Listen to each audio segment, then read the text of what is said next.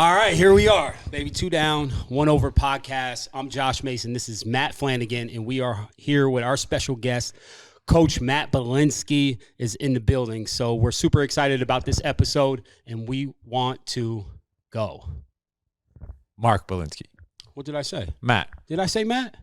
You know what? So we're going to keep this live. We're going to keep this rolling. I think I mixed Matt and Mark. But you know what, Coach? What? To bring that up, you sent me a text message, and it said Matt. Do you remember that? No. Oh, yeah. So you must have either text wrong but I knew that anyways. Well, I know I'm not perfect, and I've been called worse, so I'll take Matt. but I remember, and I actually messaged Maddie, and I was like, who is Matt Belenski? And he was like, no, Mark. I was like, I think he texted wrong. I was like, it's all good, because I didn't have your number in yet at that point. But it's all good. But anyways, back to action. So 2 Down, 1 Over podcast. We're here with Coach Mark Belenski, ready to rock the mics, as always, right? So, Coach, I'm going to jump right into it. The name of the podcast is 2 Down, 1 Over. Now, me and Matt, we had like a war room set up of like, what we're going to name this podcast. And I'm a big believer. My motto is get your mind right. So, you know, that played a part. And then he mentioned this thing, 2 Down, 1 Over. I never heard of it. So I was like, dude, what is that? And he's like, oh man, 2 down, 1 over. You know, you dig from your heart, man. It means grit. Like, you got to go get it. And I was like, wow. I was like, I never heard of that. I actually like it.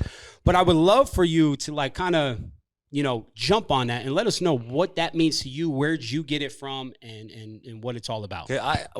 I tried to explain it, but I feel like I didn't do it justice. I tried to like explain what it meant to me, and what I remember, well, he coached me in high school, and I remember saying that to me a lot, and he got a lot out of me, more than I could have got out of myself. He got out of me, and that was one thing that I always remember. He said 2 down, 1 over.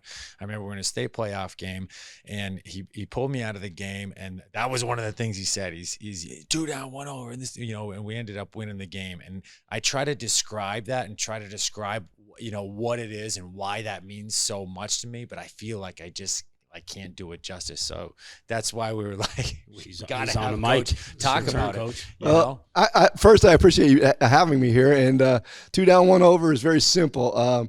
I learned it from an old coach. I forget who. I'm old, so I apologize. But 2 down, 1 over is, you know, in the game of any sport you're doing, it's your head. So 2 down, okay, starts with the head, go down to, and over is the heart, okay? And if you have heart, you have a game, all right? And a lot of people do not have that, okay? Right. They might have the 2 down, but they don't have the 1 over. And you know, you guys as athletes and great performers at the college level, you understand that. Some people don't. You know, I'm a high school coach trying to teach a young man this, and it stuck with me, and I used it, and it has worked through, you know, this is my 35th year coaching, 20 as a head, and it's worked. So yeah, what do I mean? You have to have your head ready, and you have to have heart, you know, and with heart, a lot happens with heart. You might not be the most athletic, you might not be the guy on the court, but you dig to your heart, and a lot of positive stuff happens. Absolutely. So, I mean, it has to be great that there was influence behind the name of this podcast, right? Like that's pretty cool. I love it. I love it. So Thank you. You could say that. And obviously you had a tremendous effect on Matt here, who played for you back in the day, you know, for him to bring that up. So, I mean, we love it, and hopefully it spins around and people enjoy the name too.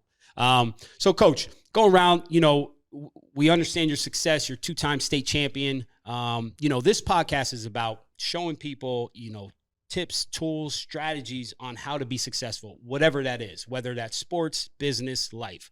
You know, with your run, what are some key components to your success? Like, what are some things that you always lean on to make sure that you're doing things well? Well, it starts with faith, okay? And then it goes to that 4-letter word, WORK, work. And that's the bottom line. I try to instill in all my players. I say workers too when I was working. You know, if you could work hard, you're going to be successful. The other part comes with the brain and all that stuff.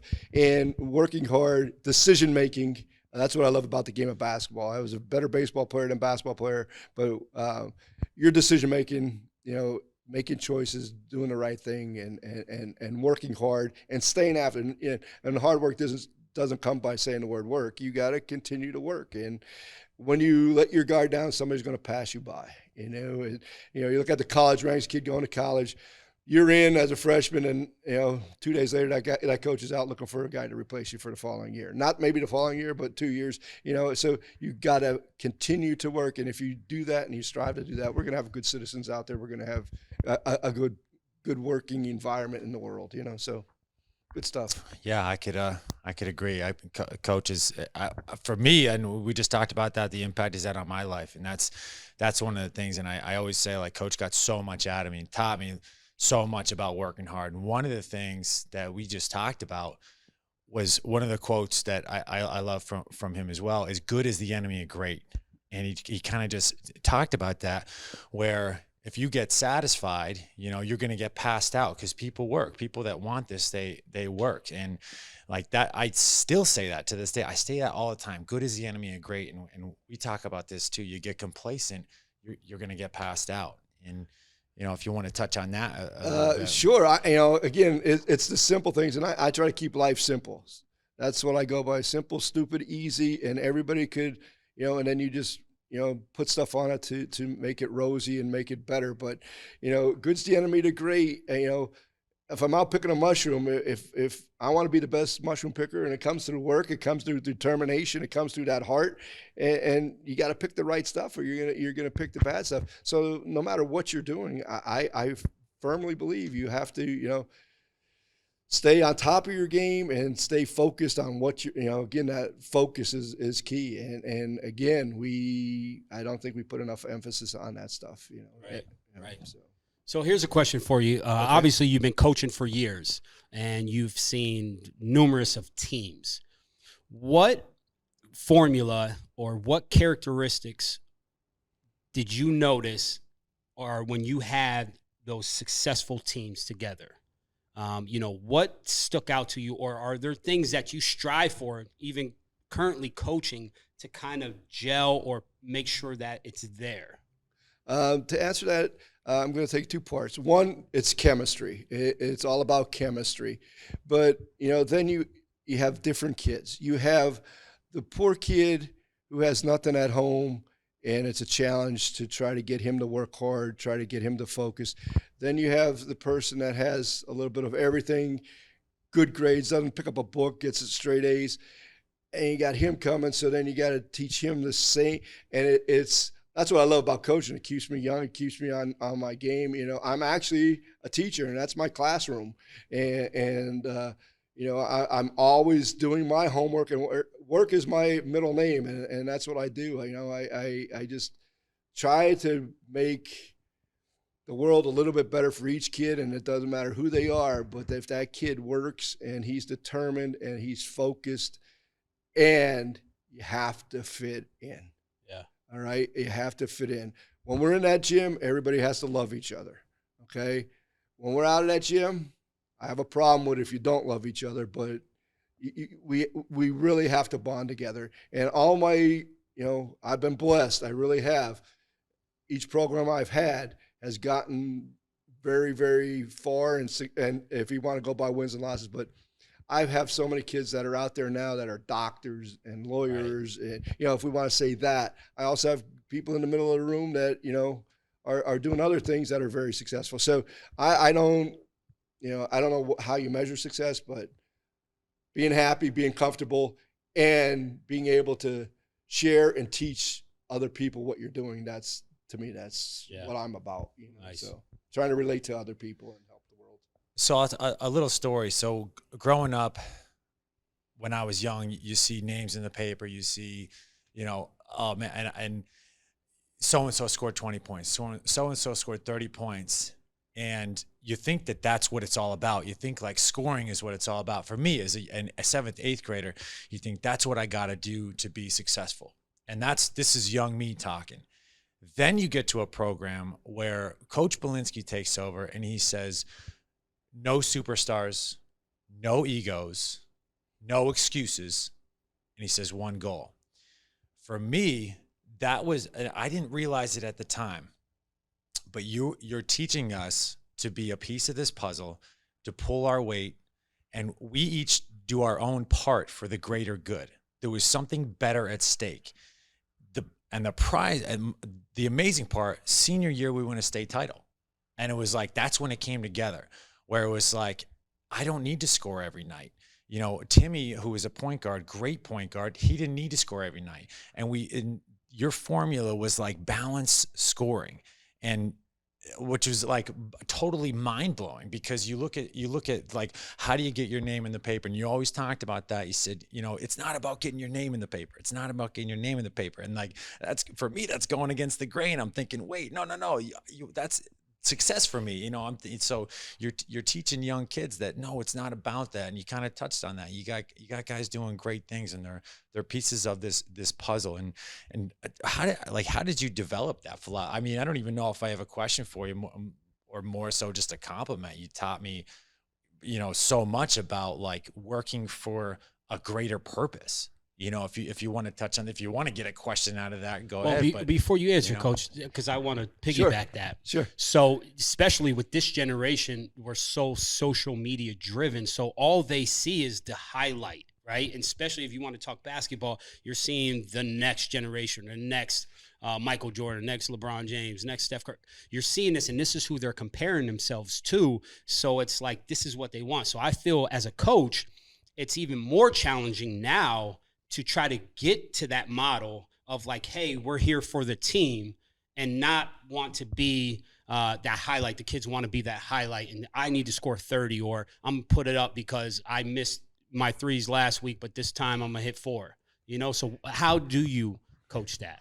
Again, it comes through the chemistry, and it comes with believing in each other. You know, it's a confidence thing. The guys that are good are going to show up. It's the guys that don't believe they're good are the guys you need to show up. And that's where I lean towards those guys, and it's worked. You know, I'd rather go to my number 6 or 7 guy versus my number 1 guy, because if 6 and 7 could do it, now I got 8 guys. Not too many people have 8 guys. And the other part, we put so much emphasis on offense. It's defense that wins championships. I don't care what sport it is, all right, football, basketball, baseball, all right, it's the defense that does it. You know, you don't see anybody in their driveway doing defensive slides. You don't see anybody in their, you know, working on boxing out. It's all about shooting. You know, I'm 60 years old, and I can still shoot the basketball with Matt. He's a phenomenal shooter. He's probably the best shooter I ever had, okay? But, you know, for me to win, I would have to play defense, and I'm going to get stuck because, you know, you can't move. And you know, so again, but that comes through hard work, toughness, okay, and you know, buying into it, drinking the juice, I say, and you know, it's teaching guys who are leaders, and that's something that's lacking in our society today, is leaders. We all want to be followers. We all want to be just fit in. I need leaders, and that's what you win with. You win with leaders, not followers. And you know, if you're a leader on your high school basketball team, you're going to go out into college. You're going to be a leader. You're going to be a leader in the real world. And you know, that's just something I've learned and something I believe in. You know, and I just think leadership is a great thing, but that comes through confidence, you know. Sure. So, and that's, you know, not everybody could play, and I try to tell guys, you know, if you work hard, you're going to get your minutes, but you know, you have to get that minute, and you have to do your job. I know it's a little pressure self-applied, you know. So you know, I just think it's through hard work and chemistry, and that's what a team's all about. Yeah. You know, whether you have a business, you know, your business, your team might, if you have one guy, your team is all the people, your customers coming in, you have to treat them the right way. You know, it's communication's the key. Yeah. You know, you have to be able to communicate with kids, and some kids, you know, will shut you down, and some will listen. So, and again, there's hearing, and then there's listening. You know, right. There's a difference. Sure. You know, so sure. Yeah. So, you brought me to a thought. So, as a business owner, I realized to be successful and grow the brand, I needed to have a great team around me. And when I say team, I mean coaches and staff, right? Because we want to put out our excellence, put our passion out on the floor, and take care of our members that are inside this space. So how important is it for you to organize a group of guys or ladies around you to ultimately have the success that you have? Obviously, you've been with multiple teams and organizations. You know, how important is it to have that team and that coaching staff? It's very important. You're only as good as your helpers, and I've been very blessed. I've been very blessed with players. I've been very blessed with coaches, and selecting the right one and making the decision. But again, we sit down. This is the commitment you got to make, and you're either all in or you're not, because the kids read off of you. I mean, if I'm not working hard, they're not working hard. If I'm not giving 100%, how could I expect them to give 100%? So, and I've been, there was a young man at Bishop O'Reilly back in the day. I got the job. I think they were 10 and 11, and I took out the whole staff. I got a call from a dear friend, said, keep this guy. And I'm going to tell it right now. His name is Paul Guido, and I'll tell you, it was the best thing I ever did. Yeah. Paul is like a son to me now, and he's achieving, I think, because he listened a little bit. Now, he played at the D2 level. I didn't play at the D2 level, but, and he's doing very well for himself, and just a great success as a coach, and he was unbelievable helper, and he still helps me. He still helps me. Nice. Yeah. So. I love Paul. I'm thinking about Paul. Yeah. Great guy, and that was a great move that you made. I bonded with Paul myself, and that was huge impact on me. And I'm thinking about like championship culture, and we kind of touched on how important it is to have a great staff, have a great team, and try to surround yourself with good people. And you've had a lot of success developing a championship culture, and that's something that we recently adapted. As we said, we want to have a championship culture here. We think we already kind of were working towards it anyway, but now we just like put it in writing where this is a championship culture, and you have a lot of experience in this. And I always think about this story because it hit me last year, where you take over a new program, and the program was not very successful at the point. They had one league win, and then fast forward a couple years, Final Four in the state, unbelievable. But that's not the only year. There was years we're going to the arena. There's district champions. There's a lot of big win seasons, a lot of big wins. And one thing that hit me was your girlfriend, Annette, had said, Mark said this was going to happen. He said that he's going to pack this place, that he's going to develop a winning culture. He's going to get this team to be a good basketball team. You make good basketball teams, but for me, that's imagery.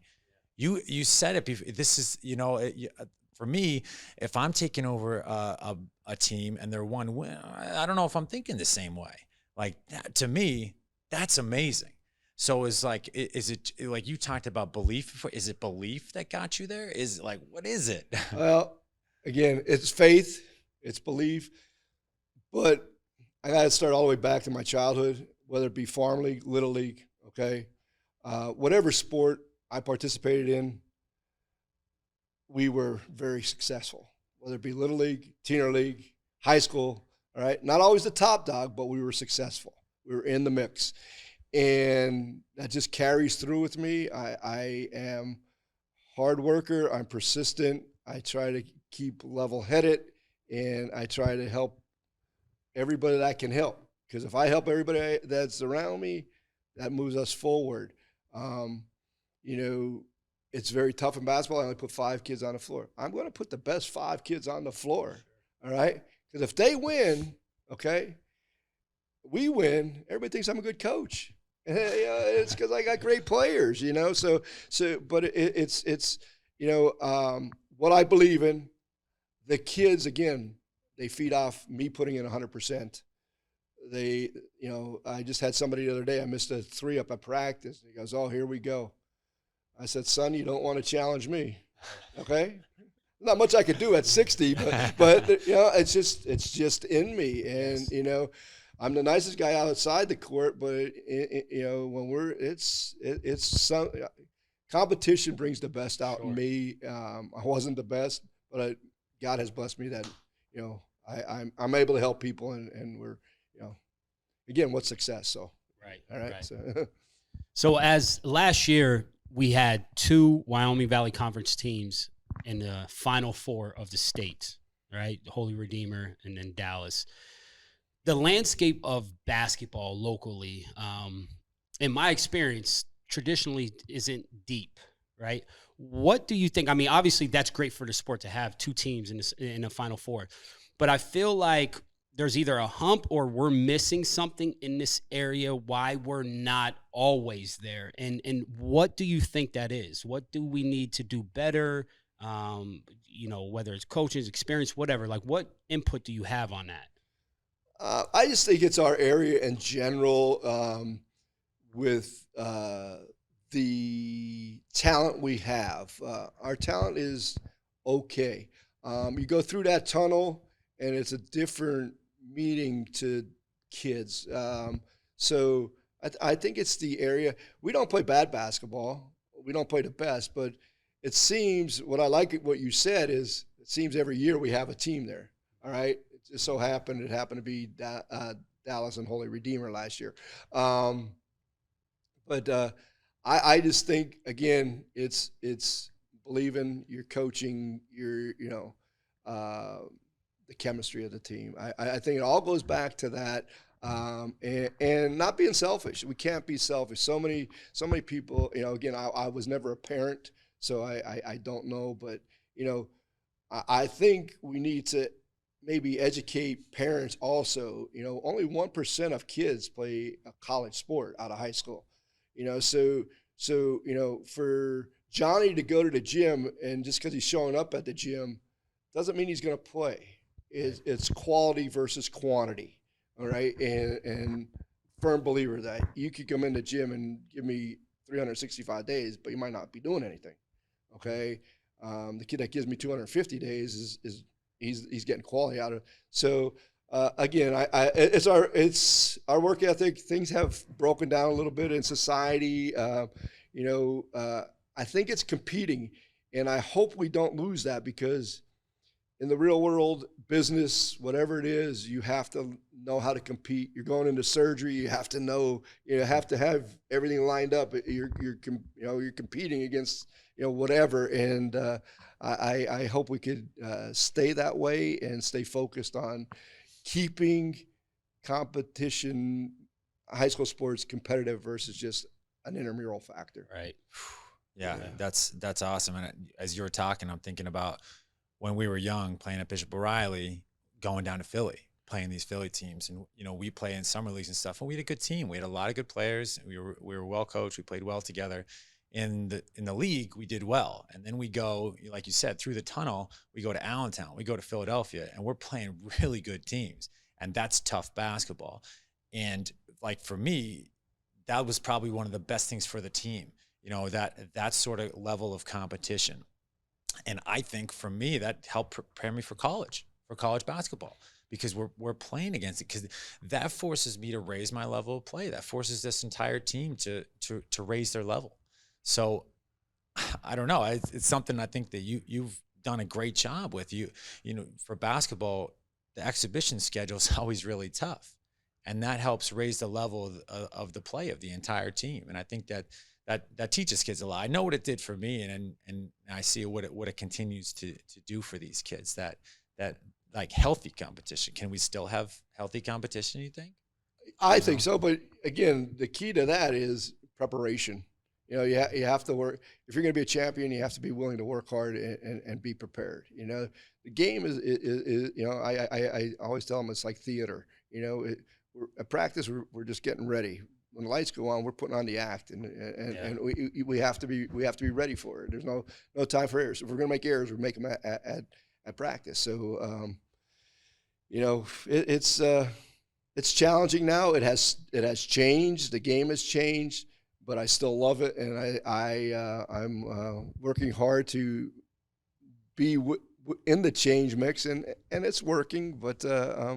Again, it makes it challenging for me, and I love challenges. So, again, the kids feed off of you. If I go in and I don't care, they're not going to care. Right. So now, as you see the the emergence of AAU club travel basketball. And I think, if it's fair to say, one of the components of how players are developing now, and maybe we are closing that gap with the athletes in this area, because they're now being exposed to better athletes, bigger platforms when they go out there. Do you believe that, or what is your stance with the AAU and travel kind of scene? Well, I'm not a big AAU guy because only certain kids could play AAU. Your talented kids could play AAU. You still need to work on your fundamentals. You still need to be in the gym, working on the little things. The little things are what makes the basketball player.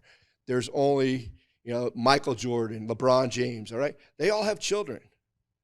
There's still only Michael Jordan, LeBron James. Their kids come through, because they work, they were blessed, okay?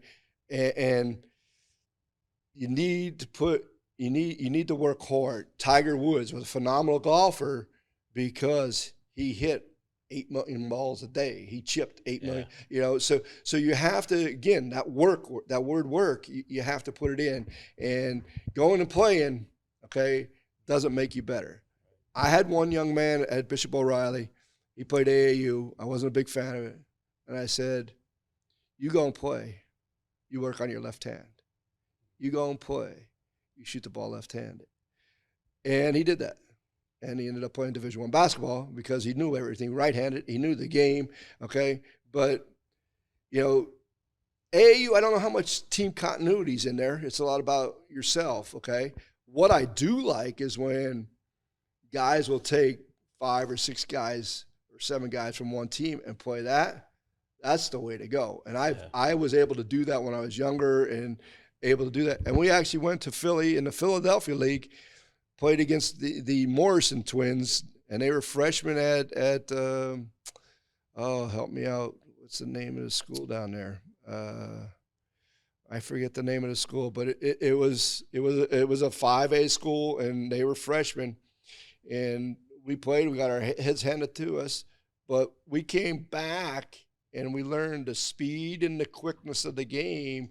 All right, so a pass that we threw a week ago is now like on the radar gun, it's going 30. Now it's going 50. So now it picks up, and then, and people catch on to that. I took a lot of flack from the Wyoming Valley Conference because I don't care about wins and losses in the exhibition season. I try to get my team ready for the end of the season and preparing them. I will take 8 losses in a row as long as we're losing to better teams. Right. But once you learn how to do that and people start working, and again, that chemistry, it's, we have a lot of good athletes up here. We have a lot of good kids that want to win. It's just being exposed to it. And, I'm for the team. You play as a team, you lose as a team, you go as a team, and I think that's how you do it. Like the teams I've had and the success I've had, it's guys coming through, and 4 or 5 kids playing together, and then they pull. It's not just one kid; it's always 4 or 5. And I just want to put this in here. Back in 1988, I had a young man from Dallas. His name was Ray Russin, and Ray was a phenomenal athlete at Dallas. And he went on to Old Dominion to play baseball and tore up his knee, didn't get to the major leagues. But that same year as a freshman, there was a kid named Bobby Sura. To me, he's the best basketball player that ever came out of this area. And I had Bobby in, I shouldn't say I had him, 9th grade AAU. I think it was Keystone games or something like that. This guy called me up and said, Mark, come help me select the team. I said, sure. First kid we picked, Bobby Sura. Bobby came over to me, cocky kid from GAR.